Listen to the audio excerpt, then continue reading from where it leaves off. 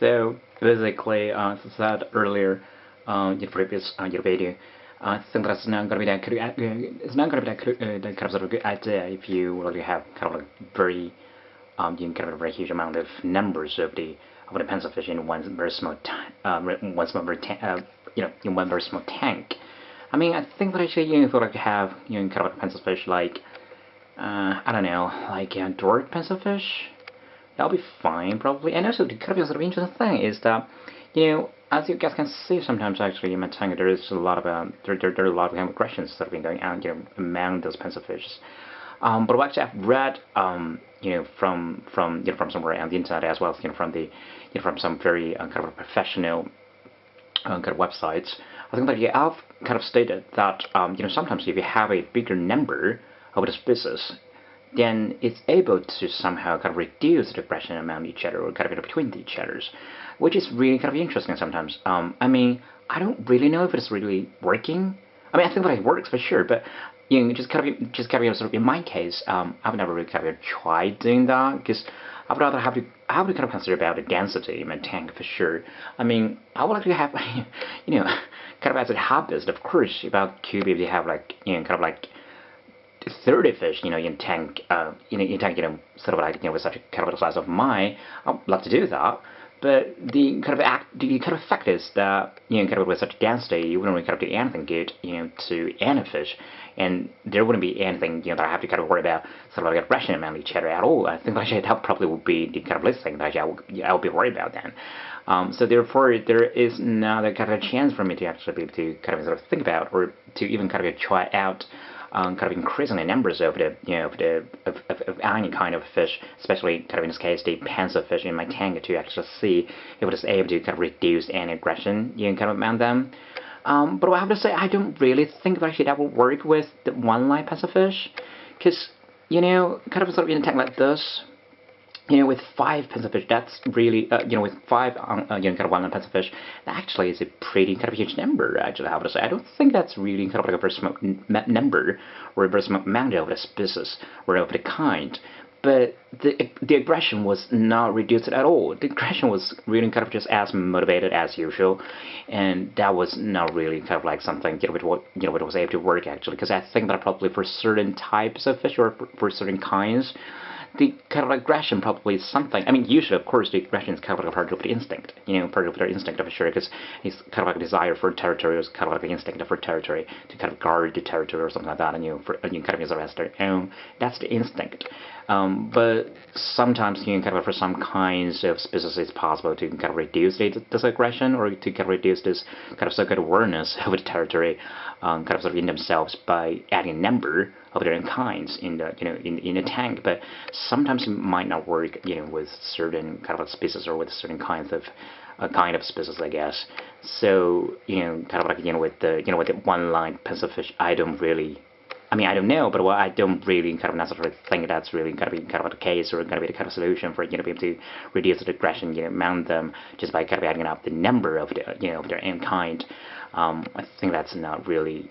At least for me, I don't think it's really kind of like the right way to kind of try to solve the problem, because I think they probably like the really kind of right way to solve the problem would be just having kind of sort of as less or kind of as little number of the fish as possible in the tank, or to kind of try to provide kind of as big. To try to kind of provide a space kind of as big as possible for them, in order to kind of make them really really be able to have the kind of space or have the kind of territory for them for each own. And then the kind of conflict or the kind of aggression might be sort of reduced in a way, So yeah, but with other kind of like pencilfish, kind of like a dwarf pencilfish, I think that's rather fine. They're not really that kind of aggressive towards each other. Although actually, of course, since they're pencilfish, they will sometimes still kind of sort of show some aggression, but it's rather okay. And with the hug stick, sometimes they fight, but it is. I mean, so far it kind of seems to be fine. It's not really kind of like that intense at all. And with the golden pencilfish, I have to say you gotta be careful with that actually, because they can be rather dominant, and they can be rather kind of aggressive, I would say. But the green stripe is really easy. The green stripe is really kind of a very, where's that? Yeah, it's right there. It's a very kind of relaxing fish actually. It's really nice. I I don't think you're gonna be able to have any kind of sort of issue, with having too many green striped pencilfish in one tank, because they rarely, they sometimes, kind of towards their in kind, they sometimes will kind of show some aggression, or sometimes will kind of challenge each other, but that's all. That's really just all. That wouldn't really kind of, kind of sort of in my case, or kind of according to what I've observed so far, that wouldn't really kind of cause any harm or any kind of damage at all. Yeah, I think the green striped pencilfish is probably okay if you like to have quite a few of them in one tank. And by the way, actually, I think that would be a better way to have or to obtain green striped pencilfish, because they're too small and they're really kind of like very quiet fish in a way. So I think a bigger number, of the kind probably good to be able to kind of make each individual rather kind of feel safe, and that would be able to kind of make them probably more kind of relaxed. In the environment, so that'll be good for them, or at least actually that'll be able to kind of do good, for their growth or for anything else, for them, kind of answer, which concerns living in a tank, I guess. All right, that's kind of enough for me kind of to talk about my pencilfish in my tank, and I think that actually there's also some really other fish that I would like to kind of introduce or present in this tank, since right now that actually the tank is, although that actually has, kind of a main sort of inhabitant in this tank are pencilfish, but still there's some other lovely species in the tank, kind of living together, or kind of accompanying the pencilfish together at the moment also. Well, one of them would be the half-sprite minor, although actually they're now kind of being coded as half-sprite minor and more. I think right now they're coded as half-sprite and dorsalis. Yeah, I think it's called that. Well, it has been kind of called like that probably for quite a while, but they have also kind of been sort of considered as half-sprite minors, and this is such a kind of sort of lovely species actually. I didn't kind of like them in the beginning very much, because I thought because they belong to the half-sprite genus, which usually kind of like the species in this genus are kind of like the fish which are really charming, like like the bleeding heart, like the like the black-footed tetra, like the like the half-sprite pentsnail, or like and there's so many of them out there actually, like the Robert C, half-sprite Robert C, or half-sprite papique, or like the Bantasy, there's so many of them out there, and they're so beautiful. But about this one, the minors, or the dorsalis, it's a little bit different actually, because it has a rather kind of like sort of unusual body shape. It's a rather kind of thin one. It's rather kind of thin. The kind of body shape of a fish is rather kind of thin and long, as you can see here.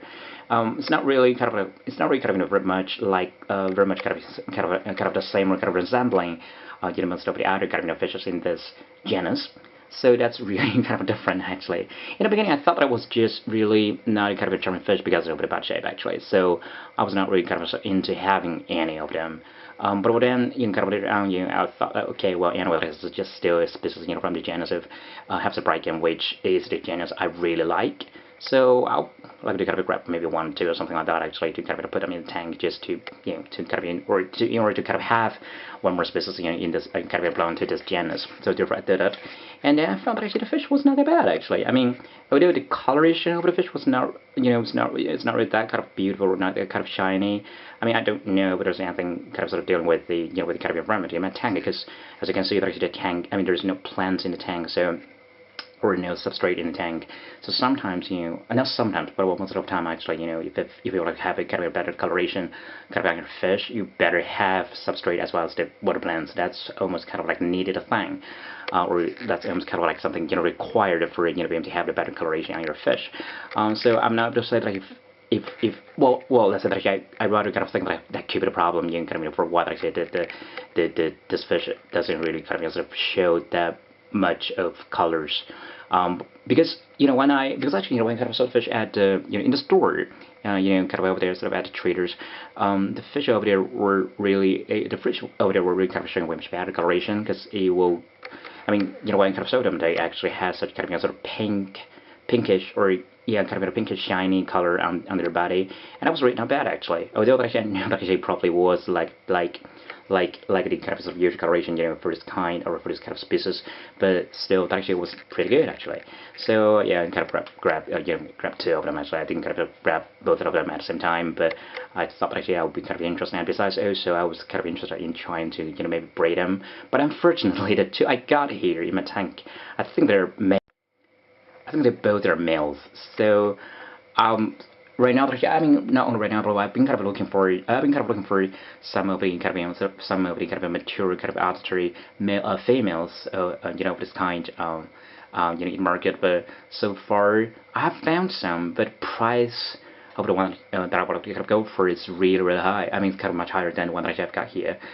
So being kind of sort of hesitating. I've been kind of thinking about that actually, because I've also kind of found another place where that I maybe to kind of get a rather not that kind of sort of mature, female of this kind, but is still kind of looks okay. I mean, like, I think that probably would just kind of take me kind of another 2 or 3 months for being to kind of make the fish really kind of reach to the auditory, of its own. So I've also kind of sort of been kind of thinking about that maybe I would like to just get that one instead. But I haven't kind of asked about price over that one yet, so I don't know. I haven't kind of ask about price over the fish yet. The price over the fish first, for being able to kind of make a comparison to kind of see which deal is better. But I'll really just need a female one, honestly, because I think that actually the kind of two that I've got here are both males. This one and yeah, I want to think. There's also kind of a problem from kind of sex them somehow. I mean, the reason why that I do think that both of the fish that I've got here, in tank are males is because because actually they have rather kind of transparent bodies, so usually that's a good thing, because actually kind of especially for fish from kind of hemigrammus or from Hepsabrachian Genesis, usually if they have rather kind of transparent body, it's possible for it to kind of see through their body to kind of sex them somehow. But the thing with this one is a little bit weird, because I don't really, because actually the first time when I kind of got this too, the kind of andra of this fish in the store where I got them was rather huge. There were probably kind of like around 10 or maybe 15 of them over there in the tank, and I was just not really that kind of able to tell or to kind of sex them just right there, because they all were actually adult fish. But I was not able to kind of tell, if there was any, if any of them was, female or not. I was not able to kind of tell female. Basically, that I was more kind of like I was not able to sort of exactly tell, or I was not able to kind of exactly sort of sex the females, because it was really kind of like every kind of video just kind of exactly sort of looked like the male to me. Although right now that I do kind of recall that probably some of the kind of invaders of the kind I saw of the were probably females, because of their body shape, that I still have the kind of this kind of impression about, or this kind of memory about. But still, I have to say that actually it's really rather difficult for me to kind of sex this typical or this kind of particular species. But yeah, but well, anyway, actually the ones I've been kind of sort of looking at, I mean, the ones that I have been kind of sort of looking at over the kind of in the store lately, I do think kind of compared to the kind of bad shapes of the ones that I have here, they look rather kind of like look kind of rather sort of different, and that's why I kind of think that probably those over there kind of in the stores right now are females. And I would like to kind of sort of give it a try, probably, if the price is right, and or if the price is really kind of acceptable for me, then I would like to kind of give it a try. Although I'm not so sure if it's really, again, still it's really kind of like a gamble somehow for me, because I always kind of got this luck, for not for kind of sort of getting a jackpot, but for kind of getting a jackpot in a bad way, or getting more kind of like an appreciated way, which is sometimes when I would like to kind of go for kind of fish in different sexes, I'll very kind of easily sort of end up with fish kind of sort of in one same sex. That's really kind of like something, I don't know, could it be curse or something? I mean, I killed it as a log, I don't kind of sort of look at it as a curse though, but it really kind of happens a lot. So yeah, so I don't know, I mean, I have to kind of just gamble again, I guess, but I really like them, and they're also kind of hardy in a way. It's not difficult to kind of obtain them, and they seem to kind of sort of respond to kind of different kinds of food very well. Although I think that it's going to be better if it's possible for them, if it's possible, for anyone to kind of provide a way much bigger kind of a tank for them, because yeah, I just feel like that would be better.